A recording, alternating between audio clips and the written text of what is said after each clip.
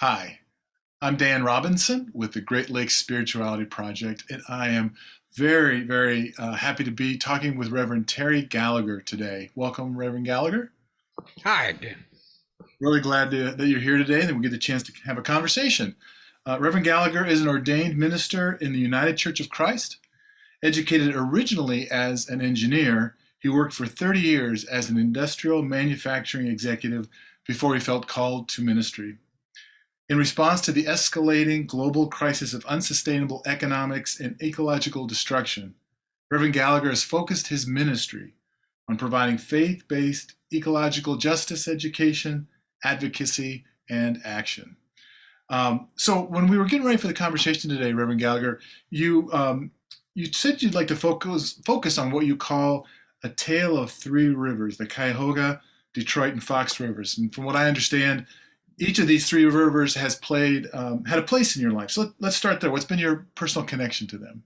Okay, good. And first of all, thanks for inviting me. I appreciate the opportunity to chat about my life path, which at any blush would tell you it's kind of convoluted, right? So, it's just, I'm kind of a weird duck is what I usually say when I'm introducing myself.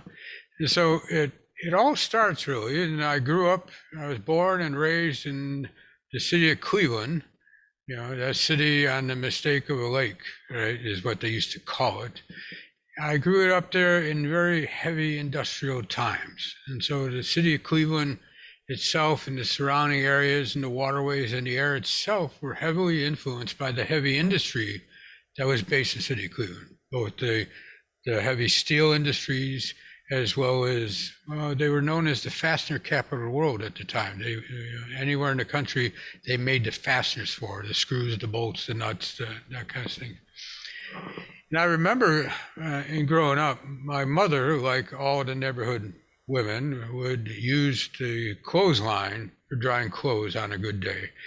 But what was odd about being on the west side of Cleveland is she had to pay attention to wind direction. Okay. And so you could put your clothes out, but if the wind shifted and it started coming over from the steel mills, then you see all the women in the neighborhood running out to their clothes and pull it off because that would turn them orange, right? And then like white sheets turned orange by the steel mills. The same was true with the river, the Cuyahoga I grew up on. In my youth, there used to be an excursion boat that would go along the Lake Erie and then on occasion would go up the Cuyahoga River for a ways.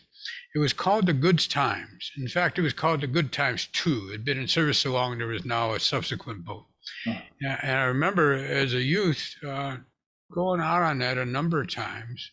A lot of times you go along the lake and, Lake Erie had a lot to speak for it, except for the dead zones that were caused by the loss of oxygen.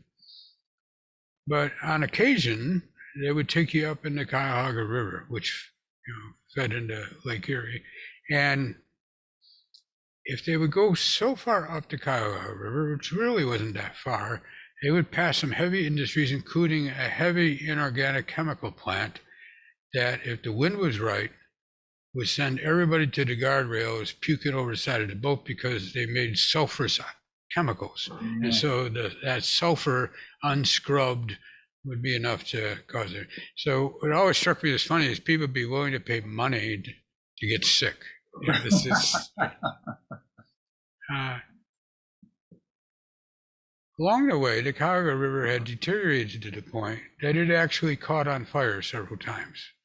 The oil pollution coming off the rolling mills of the steel plants would coat the river enough that a spark would ignite it and you'd have raging fires on the river.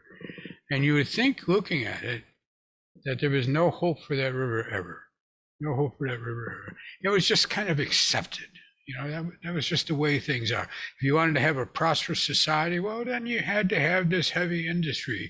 And, pollution was just a byproduct. If you want to have a decent life, then you're going to have pollution. So what?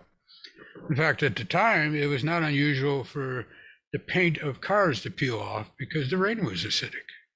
Right? Wow. So we were living at a time where gross pollution was an accepted everyday fact. The Great Awakening didn't happen until the late 70s. So in the early 50s of my childhood, this was just normal, just everyday stuff. I grew up in Cleveland, the fifth of six kids of a good Catholic, Irish Catholic family. So of course we had lots of kids. We were on the low end of the economic system, real low end of the economic system. And so I was the first one in my family to go to college to be an engineer, very first one. My brother was an auto mechanic and owned his own garage, my oldest one, and I told him I was going to be a mechanic just like him. He threw me out of his garage and said, you're going to bust your knuckles, you go work somebody else. If you want to work here and save up money for college, you can work here and save up money for college. So with that kind of motivation, I went to college. And when I was coming out of college as a mechanical engineer, there were a number of job offers. It was a good time to graduate from college. And I had my choice of jobs, but all of them were in heavy industry. That's where mechanical engineers often go. And so I had a choice between the steel mills in Cleveland and the steel mills in Pittsburgh, the rubber plants in Akron, and steel mills in Gary, Indiana, and then this chemical complex in Michigan. And being a mechanical engineer, I never thought that much about chemical industries, but I was enticed to them because they paid me a whopping $25 more a month than anybody else was willing to pay me. And $25 back then was actually worthy of considering for some strange reason. You can't fathom it right now, but it was. And so I left the Cleveland area before the Cuyahoga River started its rebirth and the lakefront started its rebirth. And I went to work for a chemical company in Wyandotte, Michigan, and that's where my industrial career was. I was limited by my wife's preference to no more than 150 miles from Cleveland, so we'd go visit family. And so I settled in there for a long career, over 30 years, 32 years, in fact. And we were right on the banks of the Detroit River. And the Detroit River was a little bit better than the Cuyahoga River, probably because it was bigger and had a greater flow than the Cuyahoga River, but it was still heavily polluted at the time. In fact, when I was going to go work for this chemical company, my oldest brother, who was an avid Lake Erie walleye fisherman, says, I was going to go work for the company that made his walleye way more. And I go, what do you mean by that? And I got up there and I found out that one of the plants they had on this site was a chlorine plant that used mercury as part of the generation of chlorine. And some of that mercury didn't quite stay in the confines of the plant and made its way out to the river, or so was alleged by the walleye fishermen. But in working at that plant, again, it was just starting to be the awareness of, do we really need to have all this pollution in order to have capitalism, in order to have a viable way future? And so there were voices raising on a national basis, questioning that, challenging that. And in my early industrial career, I used to poo-poo those efforts because, of course, if you want to have a good life, you got to have this kind of heavy industry. You've got to have this kind of cost. The company had an island in the middle of the Detroit River, and they had pipelines running from the big, huge inorganic chemical plants they had there, soda ash plants that would run.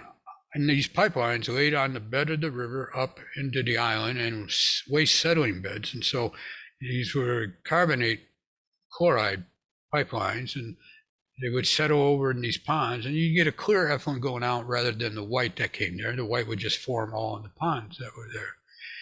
And I remember one day I got this call that a boat out in the Detroit River had lost its steerage and thrown over its big anchor to try and grab onto something. And what it grabbed onto was these pipelines going across the Five Island. And so one of them had ruptured, and we had this big white stream going down there.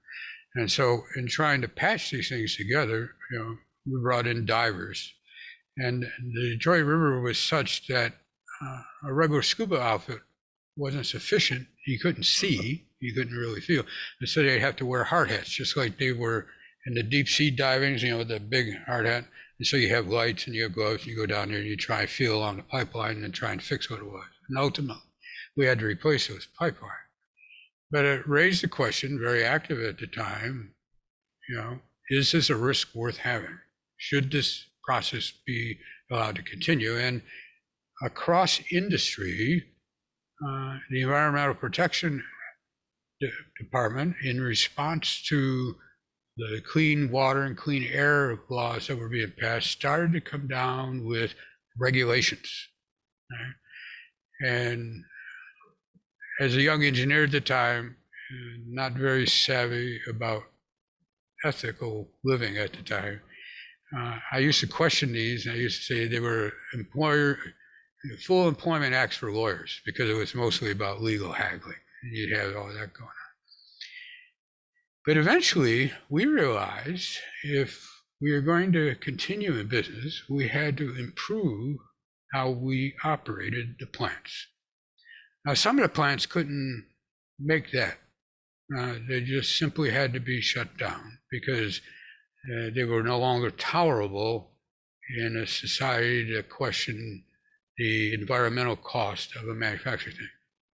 And some of the plants were really old. And so we went from a site that had over 5,000 people down to a site of less than 500. Right? And then eventually that grew back up to closer to 1,000 as new chemical plants came in that were high technology, low environmental footprint. But for the existing plants to continue running, they had to become much better at what they did in order to meet the environmental rules. Right? And so we had to concentrate on tightening up our processes so you didn't have leaks. And then you also had to tighten up the process so you captured emissions. And along the way, we learned that we realized that we were actually saving money by doing that. Mm-hmm. That by improving the yields and improving the quality and improving the safety of the operation, which I called a three-legged stool in which you set an efficient organization on top of it. You had three legs, environmental, quality, and safety. And those three together wound up being a highly efficient and a cost-effective way of manufacturing. A lot of American industry chose the easier way out. And what I mean by that is they simply went to another land that didn't have environmental rules. And so, all those plants and corporations that are relocated to Southeast Asia and to China didn't simply go there because it costs less of an hour, for an employee. You pay somebody $1 a day versus $20 an hour.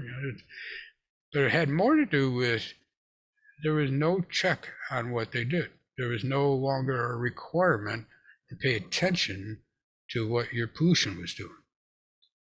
And China's waters and soils and airs still to this day hold that legacy. And in an ethical way, so do we, because if we're buying products that are made in other lands with that pollution footstep, that's just because we eliminated that pollution footstep here does not change our ethical responsibility for requiring it or allowing it to happen somewhere else just so we can buy something cheap.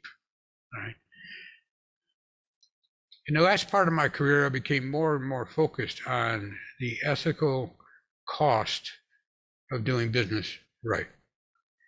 And it was being opposed at the time by the shift from long-term planning, long-term goal-orientated results in manufacturing, to now being the fickle finger of the stock market, where results had to be quarterly, if not more often. And so investing for the long term really didn't fit very well with American capitalism. It's much too much depending on what's happening right now. Where do I get a result right now? Due to other life events, I eventually took an early retirement and went into ministry.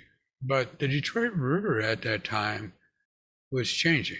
And it was changing because of the steel mills having been shut down and the chemical plants closing down, and the plants that were remaining tightening up their emissions and being much better quality. And so the Detroit River became a nature's habitat once again. Okay? And the Cuyahoga was doing the same thing because There's now a national park on the Cuyahoga River because of nature restoration. The nightclub center for Cleveland is on the Cuyahoga River. It's called the Flats. Right? In Detroit, you have the nature preserves that are along the southern Detroit River, as well as that island I talked about that held the chemical waste beds has been turned right back into a nature preserve because they rehabilitated those wastelands. And so there was a finding of that you could do business and you could take care of the environment at the same time if you're willing to take the longer term outlook and the longer approach to your business ethics. When I went into ministry, I pastored a couple local churches in downriver Detroit, and I found that while this reduction of the cost effect of pollution was beneficial, it also had a cost effect in humans, though, because in the downriver area at that time, there were a lot of hungry people. Yeah, there still are today, but we opened up a food pantry. We opened up a weekly meal at another church that I pastored. And I was told that, there were no hungry people in downriver. And I said, you only see what you're willing to see. Mm-hmm. And so along the way, we helped support a half a dozen other food programs that were launching in other churches because of the big loss of employment that happened when all these heavy industries shut down and all the industry was shipped off to foreign lands. Half a dozen years into local parish ministry, I started wondering if I was really doing all that God was asking me to do using all the talents that I have. And so I purposely took the role of going on immersion experiences so I could hear voices and see things that I don't normally get exposed to. And it was on those immersion experiences and seeing the experiences of people in the development world, the world of the people trying to develop their countries, our effect outside our borders.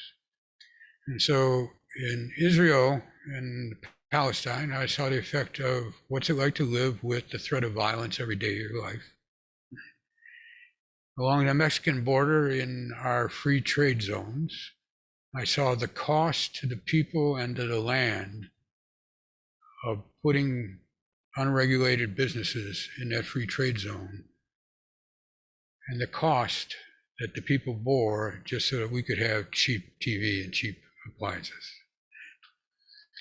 But it was down in Colombia where I went as a member of a Christian peacemaker team that I actually experienced firsthand living in a small village up in the Andes Mountains, a mining village, an artisan mining village, where they were going after gold dust. And we were called in to be a force, an international force of peace in between the Colombian army set up outside the village and the villagers, because the villagers were concerned that the Colombian army was there to move them off the land, because property rights in rural Central America are pretty loose, and it's more based on who occupies the land. And so if you clear off the people, the land's available. Right? We know this is true because this is how we got cheap bananas, right? So our banana suppliers and other fruit companies hired paramilitaries to clear people off the land, and they got the land, they grew the bananas. And so there was some reason for this village to be concerned that the Colombian army was there to move them off the land to allow a foreign international company to come in and mine after this gold. And so part of educating us, they gave us a tour of how they mined this gold dust. And it was kind of similar to what we would have done back in the mid 1800s, right?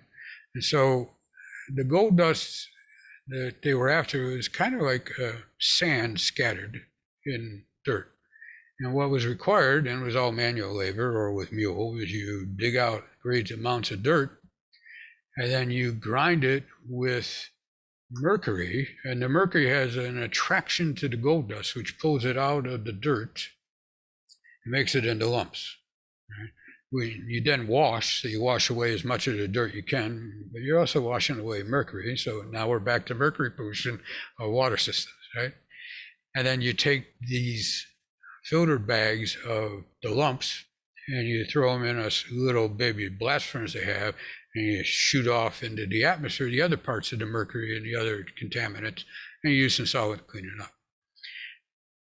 And my colleagues I was with, who were typical pastors and theology students, were just really amazed at how hard this group of villagers worked and how industrious they were, that they went about reclaiming that little bit of gold dust that they came into a nugget in the final process. And I was horrified.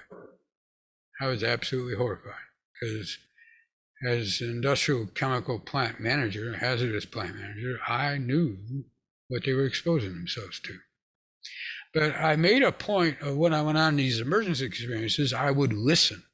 I would shut my mouth, and that's always a hard thing for me to do, is to shut my mouth. And I would simply listen and observe and trying to understand what they were living with. And so the fourth day we were there, we went out into the neighboring jungle to meet with the Colombian Army to tell them the concerns of the villagers that were being presented to us. And we would hear the Colombian Army's response, and we would take it back to the villagers. Now, I have to confess, I am absolutely lousy with foreign languages. I worked for a German chemical company for 32 years, and I can't speak German. And so I'm in Colombia as part of a Christian peacemaker team, and I can't speak Spanish, right? And so they gave me the job of watching the Army snipers in the jungle to see if they were going to shoot. Now, what good it would do, I don't know, but I could at least give out a yell for people to duck, right? Nothing happened. We got through that experience, and we went back to the village council, and we presented the status of what the Colombian Army said they were there to do. And as that discussion's going on, I'm telling myself, I'm going to be quiet. I'm going to be quiet. I can't be quiet. And so I stood up and I asked for an interpreter, and I said, I'm going to have to disturb you. I'm going to have to disturb your peace, but I can't have seen what I've seen and not tell you. Right? It'd be unethical for me not to tell you that you're destroying the land that you're on, the waters that are in that land, the air above, and more importantly, the brains of your children by that mercury. And you have to find a different way to do what you're doing, a way that doesn't destroy this mountain for the rest of eternity or your kids for the rest of their lives. And when I got done, it was absolutely quiet. And I sat down, I turned to one of my pastor friends, I asked him to offer a word of comfort because I was disturbed. And he said, wait, they're processing. And after what seemed like forever, but it was only a couple minutes, the village president stands up and he says, you know, what this pastor says is the truth that we already know, we just refuse to talk about it. The truth that we already know, we just refuse to talk about it. And so the next night they called a meeting of the entire village and had me give that talk once again, so every person in that village could hear the truth that they already know, they just refuse to talk about it. And I came away from that experience and I said, how could a people do that to themselves consciously? And after weeks of pondering on it, I said, no, how can we do what we do to the world consciously? Because our global footprint, our harm to the earth, is 1,000-fold over what this one little village is doing. And so from that moment, 10 years ago, I changed my ministry path from being local church ministry to being public theology, where I make presentations, I preach, I participate in discussions, I participate in marches, and occasionally I get arrested, trying to awaken people with the truth that we already know, we just refuse to talk about it. I've come up with a process cycle, which I'd like to show you.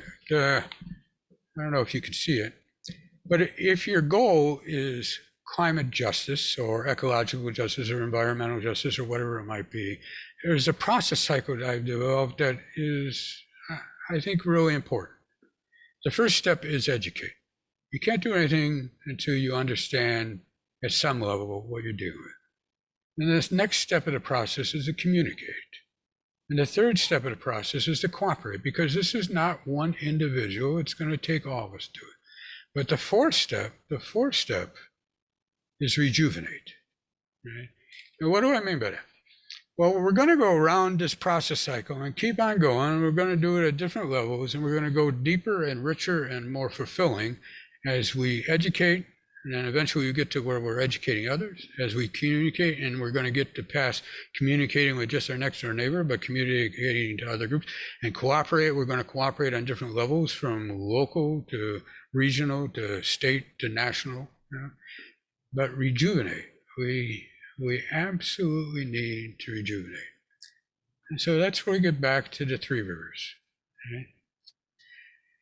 In the three rivers, they've now all healed enough. I live on the Fox River now in Aurora, Illinois, because we're in the middle of my grandkids, right? but I have the benefit of living right on the banks of the Fox River. And so every morning, except for Sub-Zero, I go out for a walk along the Fox River. There's a great trail. I go right on the shores, and I take a few mile walk. And in that hour and a half, I reconnect with the spirituality of nature just by walking through and observing the river and the life systems that are around that river, now that the river is healthy again. There's a point in time where the Fox River was an open sewer line, just like the Cuyahoga and just like the Detroit River. But one of the benefits of rivers is they can rapidly change. If you cut off what you're flowing into them, there's so much other flow going through them, they will heal themselves over time faster than most any other circumstance will.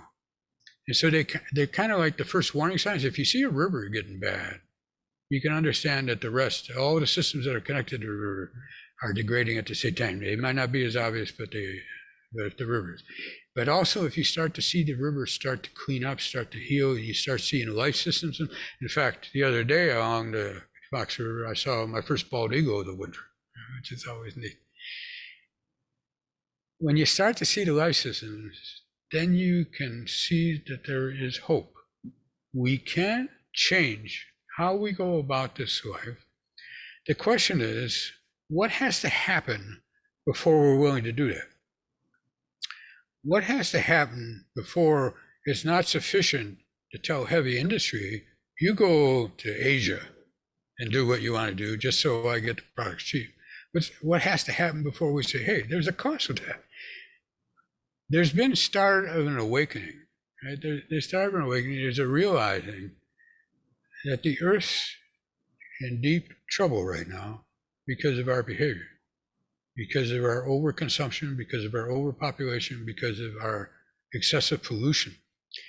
In fact, putting a plant in China doesn't really matter, because if you study the atmospheric flows, in 2 weeks, any pollution that's emitted is around the globe, right? It's around the globe. Now, it's not dense at that point, but it's around the globe. You can see that if you trace the smoke coming from the forest fires that happened in Northern California. People in upstate New York who have asthma get affected by the forest fires there. You also get affected by carbon emissions. Right? And so there's an ethics, there's an intersectionality between how we live, how we choose to live, and the costs that we should recognize we're paying for that. And if we're going to be really based in Christian ethics, then that takes a balance of what people want and what the requirements that we put on manufacturing companies to put in place, and then the disbursement of goods, as well as an understanding that we can't keep over consuming at the level we are. Right? There's an organization that charts the point in the year at which we've exceeded the Earth's capacity to rejuvenate itself. Right? In other words, we've used more than what the Earth can renew in that given year. And every year it's earlier. And so last year it was like in the first week of August. So by the time we got to the first week in August, we had consumed more than what the Earth is going to be able to rejuvenate for that year. And so we've got to find a way to get in balance. Now, but one of the things to realize is that we don't all consume at the same level, right? The US exceeds its annual ability to rejuvenate in late January. And so for the next 11 months, we're stealing from the future of our kids. Hmm. And so that's the calling that I have, is to awaken people. And if you want more information, we don't have time for that now, but if you want information, my website is sustainingcreation.org, and it's got all these free resources on it. And if we ever get out of the pandemic wave, I'll get back to making in-person presentations, and I'm always free to travel and do that. In June, I'm going to be, if the pandemic is back under control, I'll be in DC for the Poor People's March, because economics absolutely plays into the justification, the just disbursement of the assets of the earth and what the earth can sustain. Part of my role in ministry is to challenge governments, corporations, churches, as well as people of faith, in accepting what are the limits of creation and how to live in harmony with them, right? And so that's where I come to be where I am. Change is possible. We're not condemned to a bleak future. We can choose a different path, and a future, for a good future for our kids and our grandkids, is very possible. It's not too late. But we can't keep procrastinating. We got to get going on this. We got to do it soon. Yeah, you used the word intersectionality before, which kind of made me think of something you and I had previously talked about right before we started the conversation today. You know, economics, environment, ecological concerns, spirituality, all those kind of intersect in your life. So I'm just curious if you've seen other folks in that sort of in business that kind of bring those concerns together too. I mean, you don't hear people talk a lot about faith, economics, and environmental issues at the same time. And so is that something that you think it comes naturally to some of the folks in leadership positions in business, and like it did to you eventually? Or do you think that's something that's unusual? I think the key word there is eventually. Yeah. So, and some of us are slower learners than others. You know, I was a real slow learner. It took me to the 50s before I could catch on to it.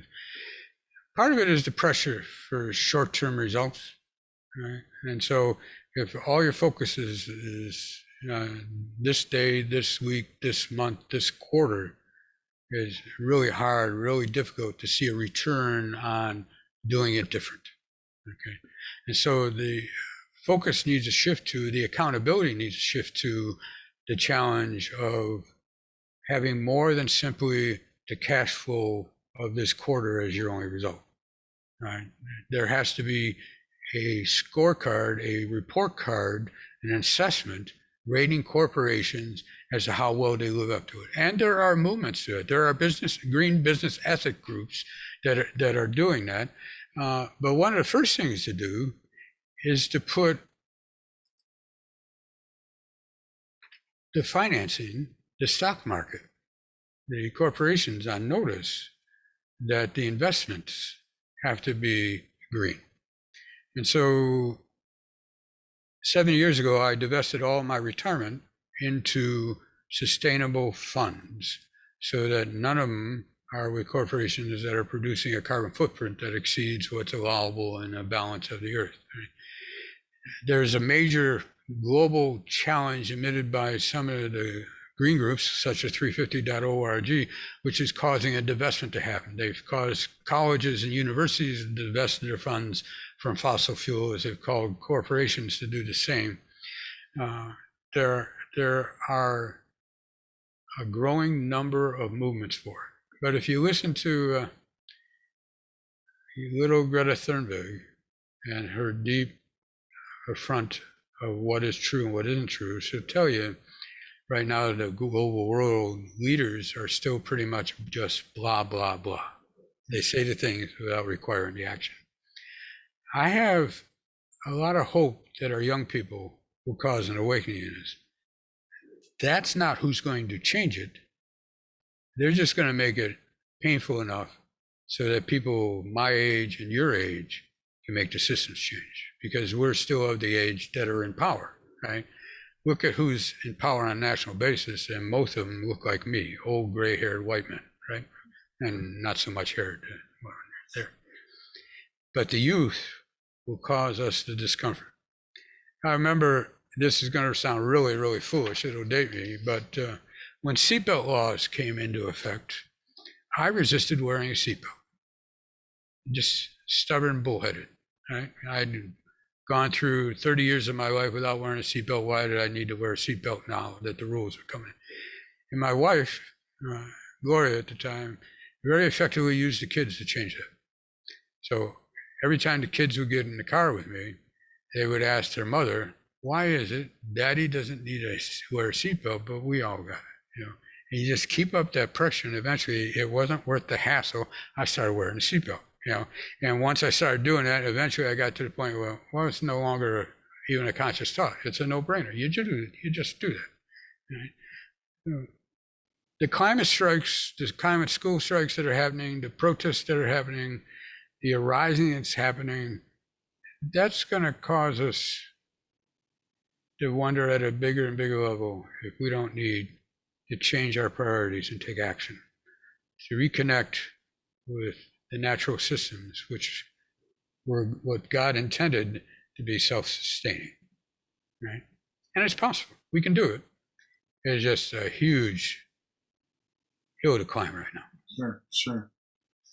Do you think that, I'm thinking about your own evolution, the story that you told, and I'm wondering, you talked about like social organizations or environmental organizations like 350.org or youth speaking out. I'm just wondering if there's a role for the church or spiritual community in helping business leadership sort of make that trip to seeing things a little differently. Do you think there's a role for them to play? It's hard to get into the forum, right? And so you can get into the attention span by getting into the political system, right? And the political system where you make it strong enough that there's an evolution of laws that require this action.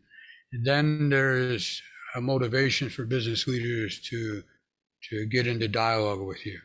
What keeps them off the hot seat, what keeps them into the reputation is still very, very important, right? And so what continues to keep them in the goodwill of their customers, right? Those are important concepts. And you see that now in the automotive industry starting to happen, right? You see automotive companies that are starting to engage with this, the electric car technology and the no tailpipe pollution technology, where for decades they resisted it. It almost seems like a great awakening. It just happened, this year we suddenly, oh Lord, we got to get on this bandwagon. 4 years ago I bought my first electric car. So it's a wave. It's still way too low. It's held intentionally down right now with a lot of money investing in greenwashing and in propaganda. And so a lot of fossil fuel company money is spent and industry money is spent on diffusing this discussion. There was an interesting book, Malcolm Gladwell, I think it was, on what causes the tipping points, right, in a social movement, what causes the tipping point. And one of the things he talks about is messaging, is the stickiness of the message, right? You needed to have the right messengers. So you needed people who were connected and you needed people who were motivated, but you also needed to have a sticky message. And so what makes the message stick, right? Greta Thunberg's message sticks in a way, but I also picture right behind when she has something sticking on the wall, there's a whole bunch of lobbyists that are using solvent to clean that wall off, right? That was an illusion. You didn't see that. It wasn't really up there, right? And so lots of money is spent with the propaganda that this is all foolishness. You can see some of this even in something as crazy as the pandemic response. Yeah. Well, why you would fight science in the midst of a pandemic is just mind-boggling to me as an engineer, as someone that follows science. And yet, power is derived from that. So we've got a long way to go. And it comes back to that process cycle I was talking about. We need to educate, we need to communicate, we need to cooperate, and we need to rejuvenate, because otherwise we get burned out. I speak to a lot of people right now who are burned out. Right? And the way for me to rejuvenate is to reconnect with nature. And I encourage people to find ways that they rejuvenate and to devote time and energy to that, because this isn't a flash in the pan. This isn't going to be changed overnight. This is a forever life commitment to me, however short time I got left. But it's going to be more than that before the future is safe. And unfortunately, a lot of people are going to die in the meantime. Well, I like that image, though, of rejuvenate. I think that I've had a lot of conversations about hope, and I think of that as being sort of a practical way of putting hope in each of our lives, is thinking about how we rejuvenate. And your image of getting out in nature, I know that's true for me. And at the risk of sounding cliche-ish, being around the Great Lakes is what does it for me, what rejuvenates me. So I think that's a great image and a great thought to end on. So Reverend Gallagher, I really appreciate you making the time to talk today. It's been great having this conversation and hearing your story framed around those images of those three rivers. Outstanding. It was great to be with you, Dan. If you ever need me again, don't hesitate to call. I will. Thank you so much. You take care. Bye-bye.